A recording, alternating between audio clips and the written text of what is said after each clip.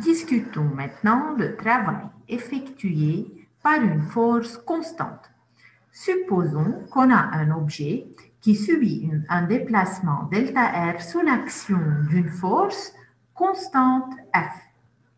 Le travail quantifie l'efficacité d'une force à faire déplacer un corps. Alors, si vous avez une force constante F, le travail de cette force F est plus grand si elle est capable de faire un plus grand déplacement delta R. Comment on calcule le travail? Le travail effectué sur un système par un agent extérieur exerçant une force F constante sur ce système est le produit scalaire de F par delta R. C'est-à-dire, on calcule le travail d'une force en calculant F scalaire delta R. Ici, je vous rappelle, c'est le travail effectué par une force constante. Vous savez que F scalaire delta R, c'est le module de F par delta R par cosinus θ, l'angle que forme F avec delta R. Ici, on a marqué θ en noir. Alors, le travail est effectué par une partie de l'environnement qui interagit directement avec le système. Le travail est effectué sur le système. Le déplacement delta R est celui du point d'application de la force. Le point d'application de la force se déplace de delta R ou le déplacement est de delta R. Regardons maintenant la formule de W. Comme vous le remarquez, que la force ne peut effectuer aucun travail sur l'objet si elle n'induit aucun déplacement. Vous pouvez pousser un objet ou bien vous pouvez exercer une force F sur un objet sans le déplacer. Si le point d'application de la force ne se déplace pas, alors vous ne produisez aucun travail, alors la force n'a aucune efficacité à faire déplacer le corps. OK? Ensuite, le travail effectué par une force sur un objet en mouvement est nul lorsque la force appliquée est perpendiculaire au déplacement de son point d'application. On va voir des exemples dans le slide qui va suivre. Si vous avez ici, par exemple, la force gravitationnelle, Fg, et supposons que le corps se déplace suivant cette direction delta R. Si je viens calculer le travail de Fg scalaire delta R est égal à 0 puisque cosinus θ est égal à 90 degrés.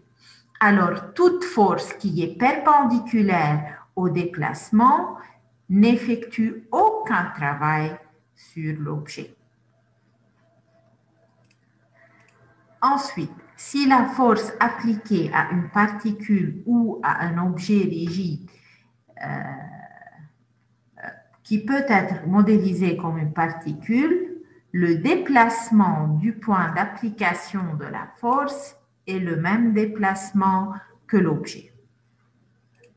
À la fin, pour les systèmes déformables, le déplacement de l'objet n'est pas généralement le même que le déplacement des forces appliquées. On va voir des exemples. Alors, c'est quoi le travail?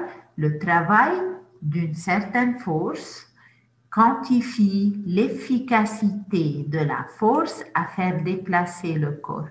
Pour avoir un travail, vous devez avoir un déplacement et il faut que cosinus θ soit différent de 0, et la force ما بدها تكون perpendiculaire à delta R. On est amené de force normale. كمان le travail de la force normale est nul. Les amener de force gravitationnelle, le travail de la force gravitationnelle est nul. Mais le travail de la force F qui est constante, il n'est pas nul.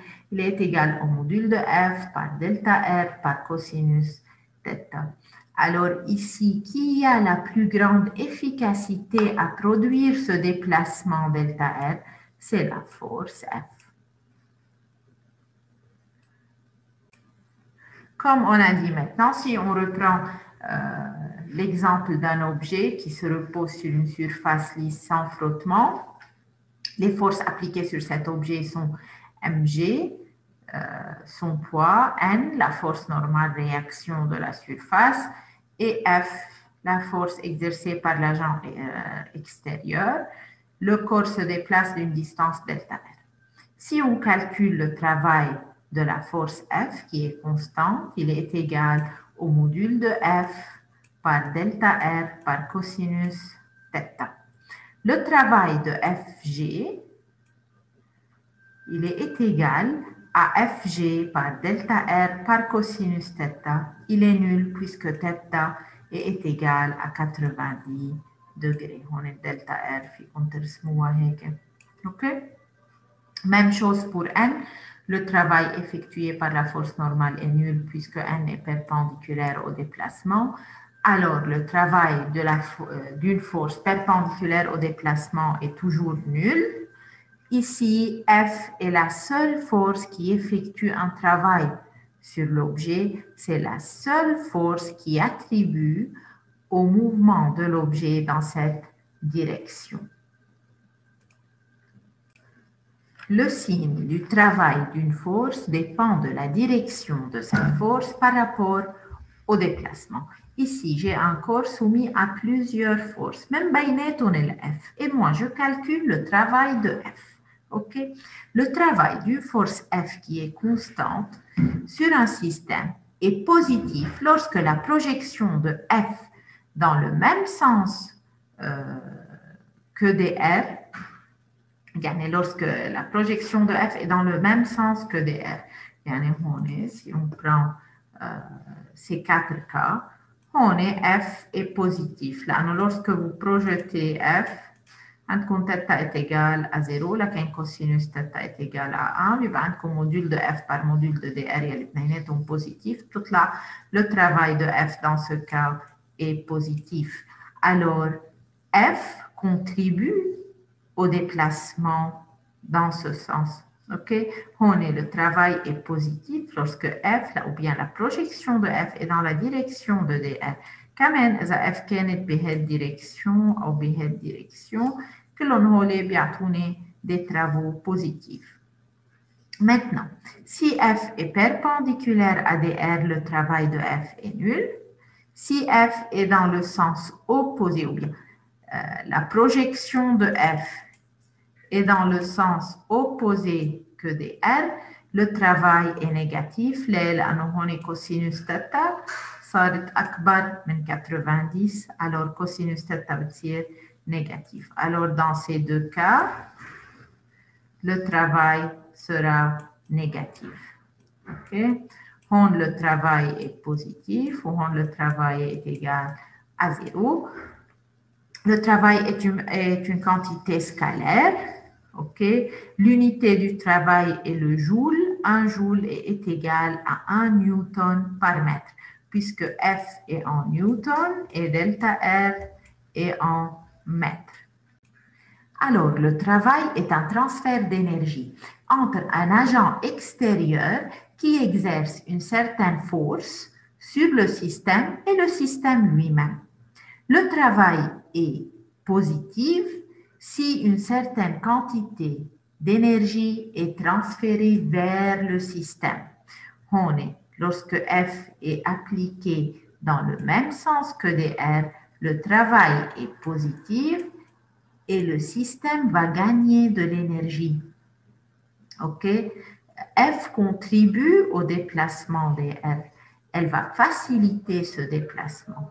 Mais le travail est négatif si F, ou la projection de F est dans le sens opposé que delta R. Le travail est négatif.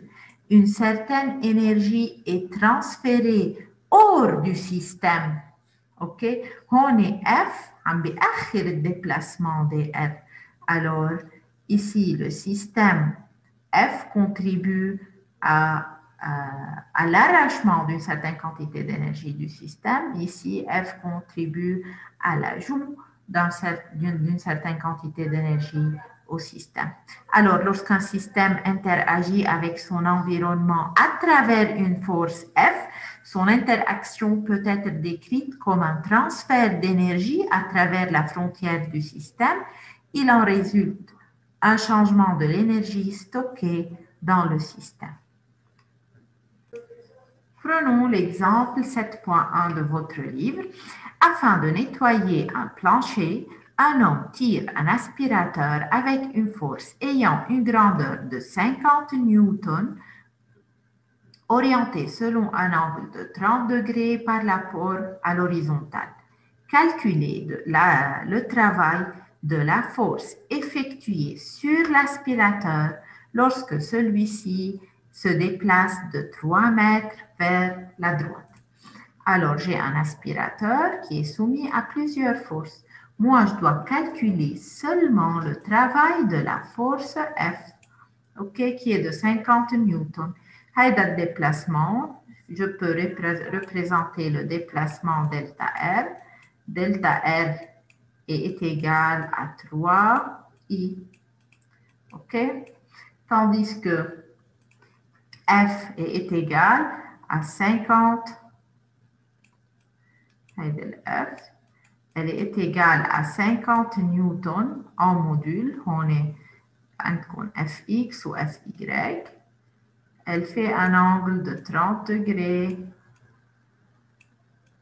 Theta avec delta R. Il faut déterminer le travail de la force F. On est financé F تعرف على Fx وعلى Fy. مظبوط؟ إذا باخد X و Y. Fx هي F يعني 50 cosinus 30 I plus 50 sinus 30 J. OK?